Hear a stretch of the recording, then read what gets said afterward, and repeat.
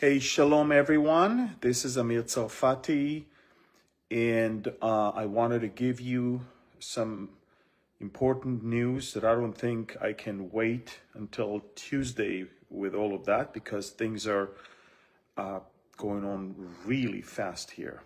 So I'm going to wait for a few minutes until you guys will connect, and then I want to talk about three things. I'm going to talk about the return of the Bibas children and then their mom. Of course, I want you to know exactly what happened. Then I'm going to talk about the averted terror attack, mega terror attack that was supposed to happen Friday morning, Israel time. And I will talk about the release of the last living hostages of phase one and what are the possibilities for the coming weeks, okay? So please, once you connect, press the share button because this one is going to be super important and super critical for you to understand because a lot of you are quite confused about what is really going on here in Israel. So, and trust me, I mean, the roller coaster is just unbelievable. From mourning to joy to shock. And I mean, there's so many things. So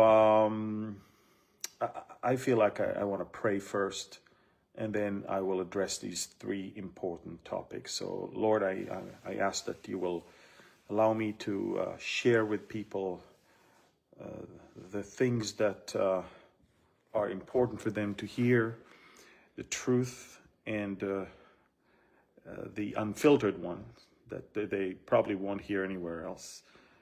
But Lord, I also pray that you will allow us to draw from all of this encouragement and maybe even burden to pray for this nation, for your people. As Moses said, remember, these are your people, as he said that in Exodus 33.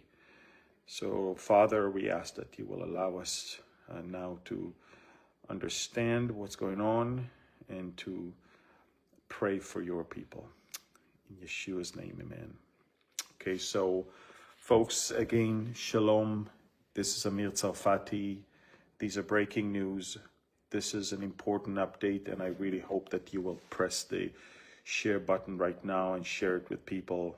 I want to address three important things that took place in the last 3 days, and maybe even talk to you about the possibilities for the coming weeks as far as hostages in Gaza. So let's talk first about the return of the dead hostages on Thursday. Okay, so we kind of knew that the Bibas kids and their mom Shiri are going to come back in coffins, and of course we also had another hostage that came back, an older person that came back dead. But as far as Shiri and her two kids, you know, I've been trying to hint for the longest time via my Telegram messages and also on video. I've been trying to hint to you all that we kind of know that they're dead.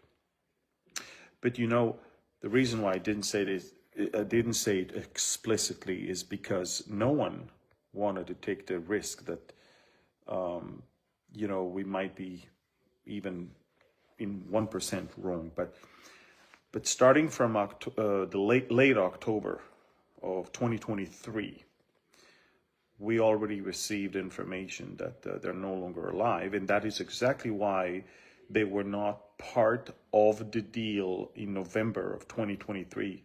And remember, in November 23, it was mostly about the elderly, the women, and the children. and they were not even included, and no one insisted in Israel that they will be on the list. And the reason is we wanted to release as many people as we can that are alive, and we already knew then that they were killed. What is shocking to us today is not that they are coming back dead, which again, we kind of knew that they are dead. The autopsy, the forensic inspection of the remains of the two kids and of Shiri last night exposed unimaginable death. Believe it or not, but a week after October 7th, before Israel entered into Gaza, way before, a week after October 7th, Kataib al-Mujahideen, this is a Salafi jihadi organization. You know, there's about 12 different terrorist organizations that took part of October 7th, not just Hamas. Hamas is the main one, but there were so many. And they kidnapped Shiri and her kids while Shiri was barefoot. They literally took them from the house on Shabbat morning. And within a week, they couldn't take anymore the crying of the babies and of the mom. In their satanic mind, they try to craft not just how to kill the babies and the mom, but also how to present it to the world once this whole thing will come to light. So what they did is the following thing. First of all, with their bare hands, they strangled all three of them. It was without any weapon even. But then they grabbed rocks and they mutilated the bodies of the three of them. And they made it in a way that not a single bone would remain intact. And the reason they did that is so later on they can claim that an Israeli air raid caused the collapse of the house. So they needed to prove that something hit them. But the way they did it was so stupid, because even when a house collapsing, the way they broke the bones of the skull and the hands and the femur and the legs and the feet, and they did it as that only a person can do it to another one. That this is, I posted a whole long post on how the postmortem examination found it. Everything in the killing and the murdering of these babies and their mom, and knowing how crazy they are, they most likely had her watch it first and then killed her. Shiri, Ariel, and Kfir were strangled with bare hands, and then those animals used rocks. By the way, this video will be restricted. I can see that already. And unless you share it right now, no one will see it, because the algorithm of Facebook is already working hard. So they were defaced, but beyond that, every single bone was destroyed.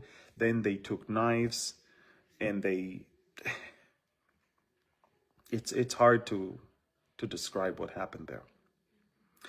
Now the doctors in the National Institute for Forensic Medicine, these are the doctors that saw all the horrific October 7th victims. So it has to be so bad that even they were shocked. It had to have been, they said we've never seen anything like that. I mean, they've seen burnt bodies, they've seen a lot. They have not seen kids and mom killed like that before. So it's not just like we received the Bibas family dead. These animals butchered them in ways that even, okay, whenever we call them animals, we actually do harm to the animals. No animal does that to another. And then, already then, in November of 23, they started leaking the rumor as if Israeli air raids caused the death of them, when they knew what they did. So again, the information about their death was already with us. But what shocked all of us in the last 48 hours is how they killed them. And of course, they try to fool us. So they sent us a Gazan woman's remains instead of Shiri. I mean,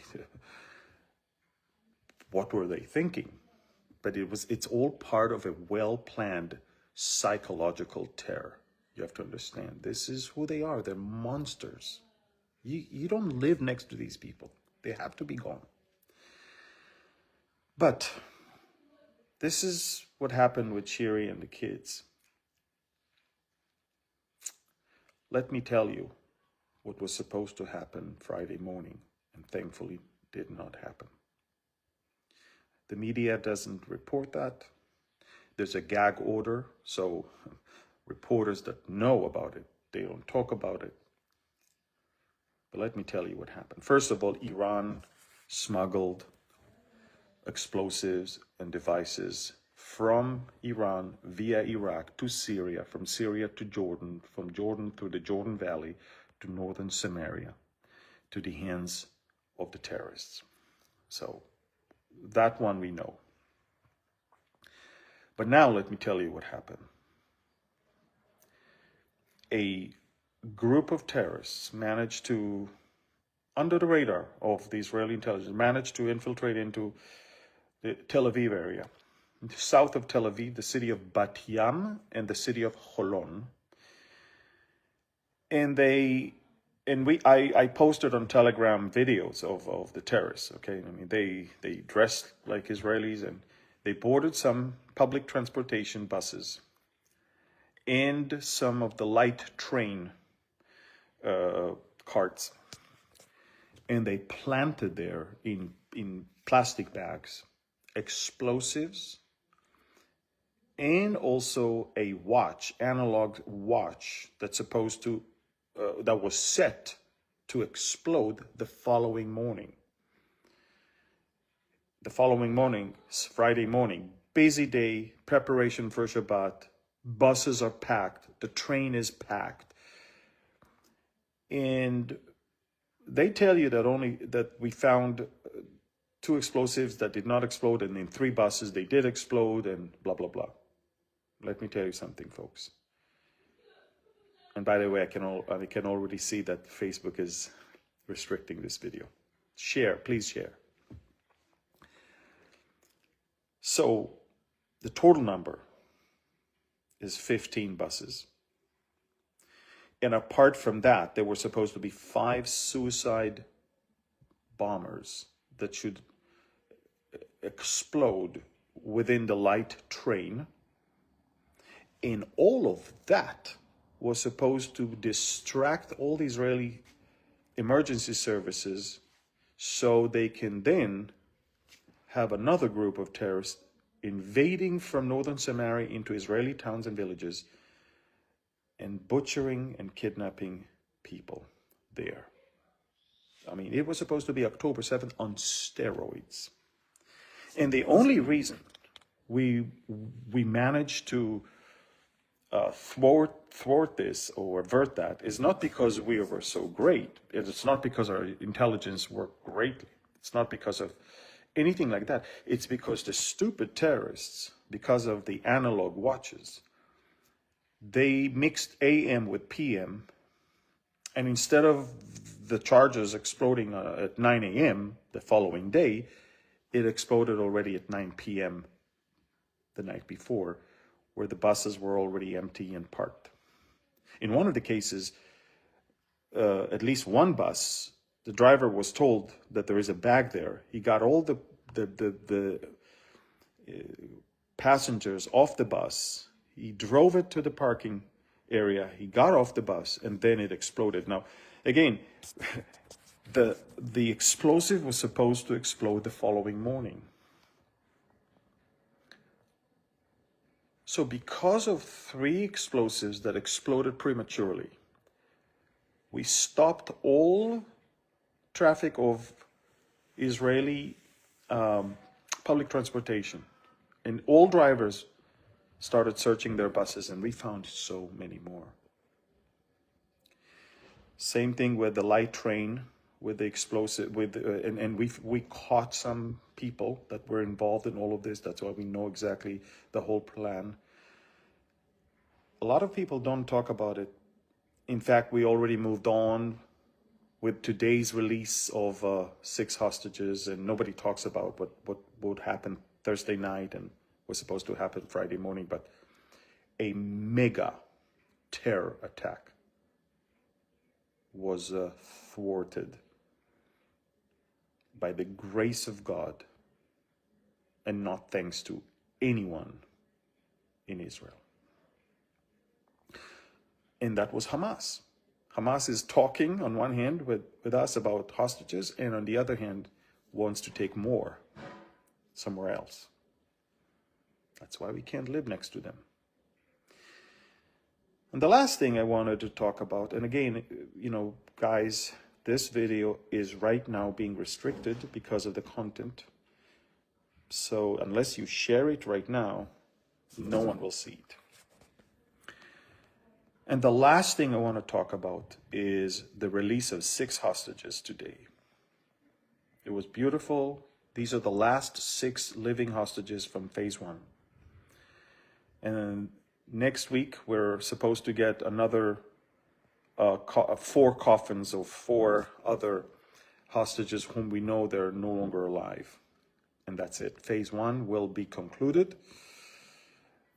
And you're probably asking, so what's next? And probably you're asking, why do we even release that many terrorists?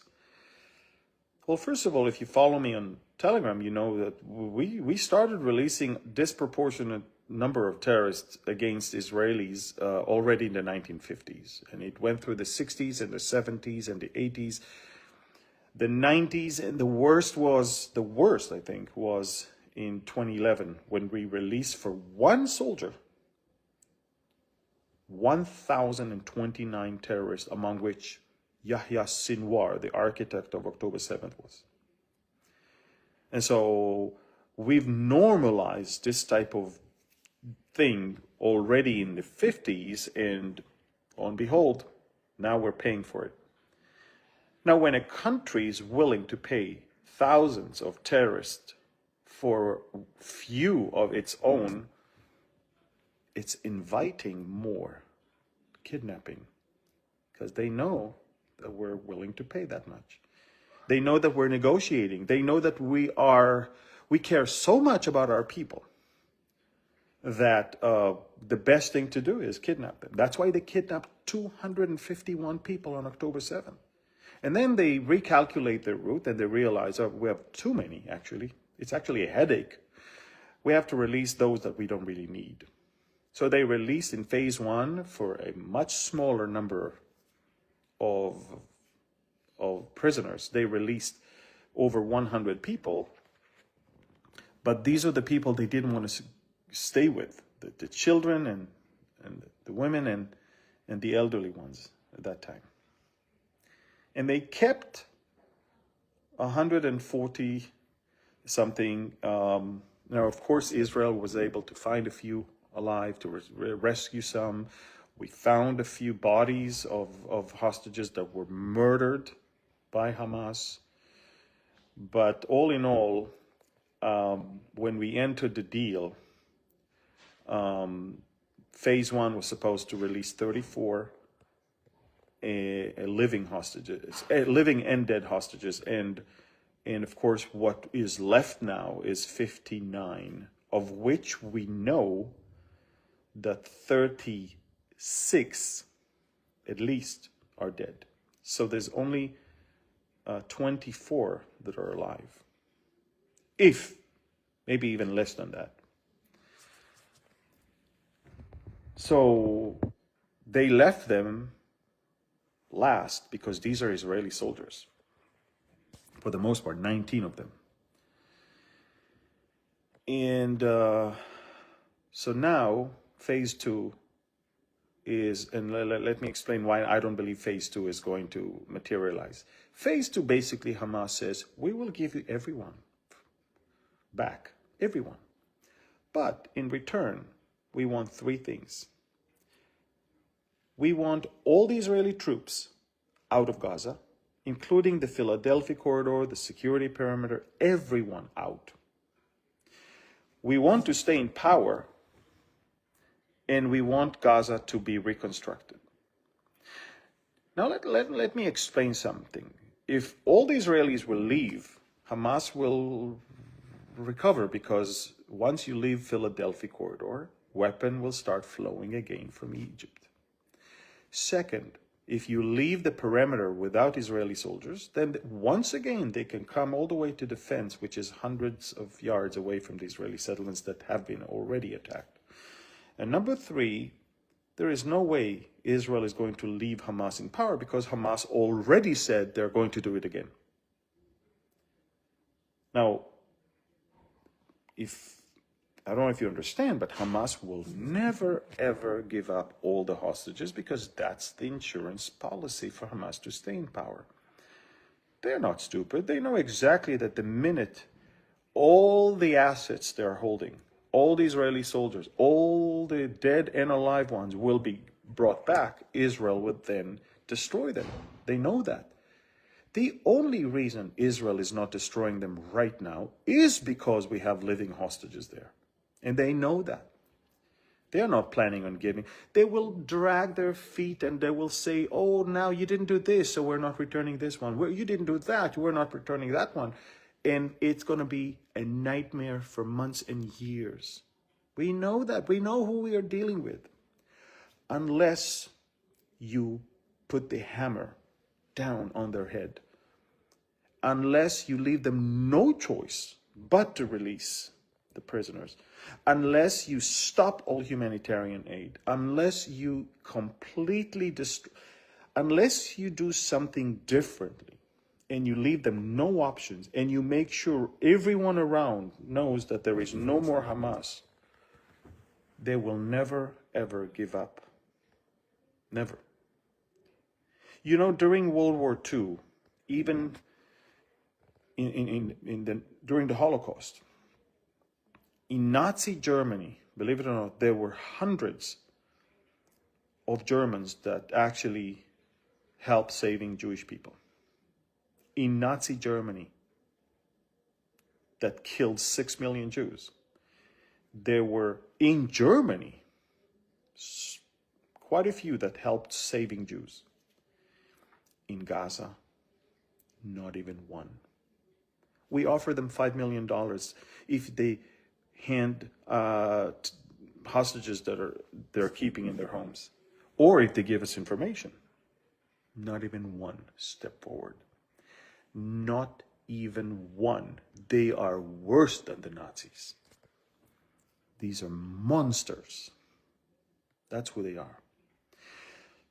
Phase two can never happen because Israel will never let them stay in power.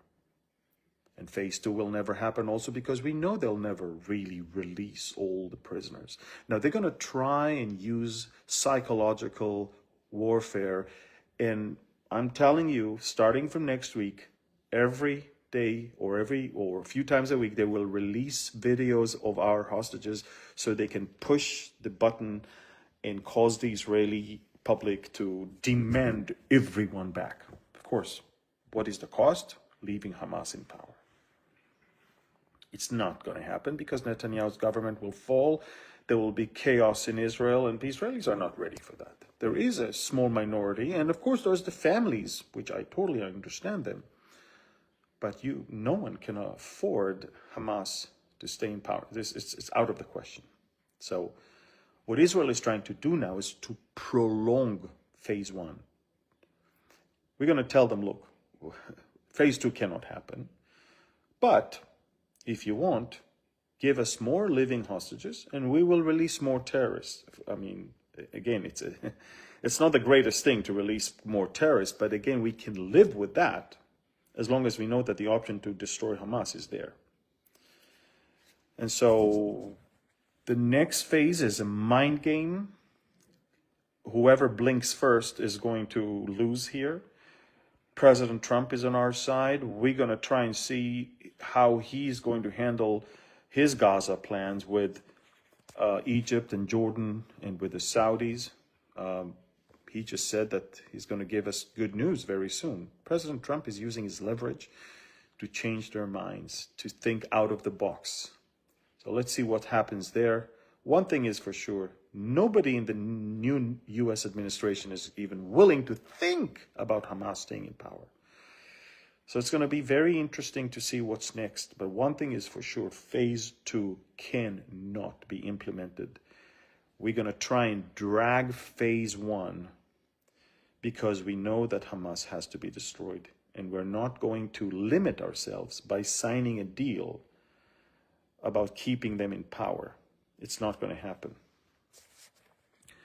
So just as nobody would sign a deal to leave Hitler in power, to leave the Nazis in power, nobody can do the same thing with these monsters. These they're not even monsters. They're demons.